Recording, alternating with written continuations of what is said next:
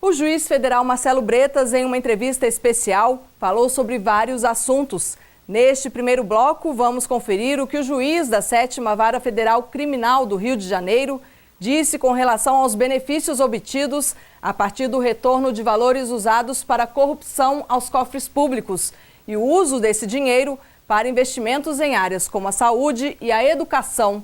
Confira.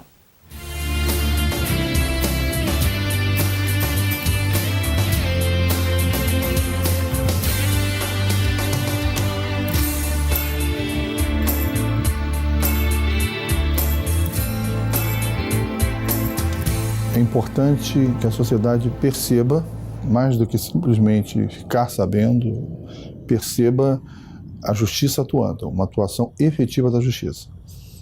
E falando como um juiz criminal, eu entendo que, esse é o meu entendimento, um juiz criminal não deve apenas se preocupar com investigação e punição. Isso é importante, ok, mas isso é parte do trabalho de um juiz.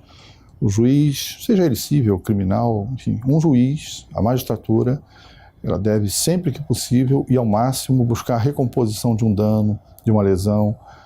Então, falando de processos nossos aqui, basicamente nós temos 2 lesados, que é o Estado do Rio de Janeiro, nos casos que estão ocorrendo, né? São basicamente 2 vítimas, ou 2 lesados, o Estado do Rio de Janeiro e a União. Enfim, então, nada mais justo que, em alguns casos em que já não há discussão sobre o dinheiro, muitas das vezes o próprio investigado, o réu, ele devolve espontaneamente o dinheiro, dizendo que aquilo é ilícito, se mostrando arrependido de alguma forma, buscando certamente algum benefício que a lei prevê. Então, seria um excesso de burocracia deixar esse dinheiro parado num banco, enquanto o lesado, seja o Estado, seja a União, está carente de recursos, recursos que fazem falta para a sociedade. Esses recursos, você mencionou os casos mais sensíveis, saúde, educação, segurança. Então, são questões cuja legitimidade não se discute, estão acima de qualquer discussão ou suspeita, né? Vou te dar um exemplo prático de como pode ser ruim uma atuação meramente burocrática de um juiz que deixa o dinheiro parado num banco, no nosso caso. É um banco oficial, que é a Caixa Econômica Federal, que guarda todos os recursos apreendidos. Como é que pode ser prejudicial esquecer o dinheiro num banco, simplesmente? O banco, esse dinheiro é remunerado pela TR. Então, recentemente na verdade, eu concordei, e eu vou explicar já isso, com um pedido do Ministério Público Federal para direcionar recursos ao Gabinete de Intervenção. Eu tenho prestigiado a composição das partes e, nesses casos, o Ministério Público tem procurado, federal, tem tomado a iniciativa, inclusive, de adiantar esses recursos que, confessadamente, são produtos de ilícito, que devem, em algum momento no futuro, deveriam ser encaminhados para o Estado ou para a União. Então, antecipar o repasse desses recursos, permitindo que sejam aplicados imediatamente em segurança, educação e outros fins que são sabidamente, incontestavelmente legítimos. E de forma que eu não proferi nenhuma decisão propriamente dita nesse caso.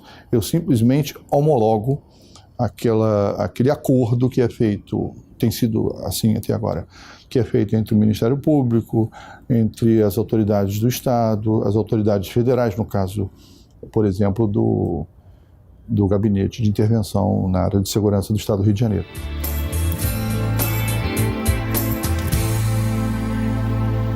Como assegurar? É difícil, né? Enfim, quem é que pode garantir que não haverá atos de corrupção? Eu tenho situações aqui em que, mesmo após uma determinada instituição sofrer os efeitos da atuação, medidas cautelares aqui da vara, às vezes as pessoas voltam a praticar crimes, né? Há pessoas que não querem praticar, não querem parar de praticar crimes. Então, realmente é impossível garantir. Agora, nós trabalhamos com muita transparência. Nesse convênio que foi feito com o Ministério Público Federal, Fundo Nacional de Educação, Secretaria Estadual de Educação, para a reforma de escolas, por exemplo. Existe uma série de controles, estão previstos controles, acompanhamentos, os órgãos estão envolvidos.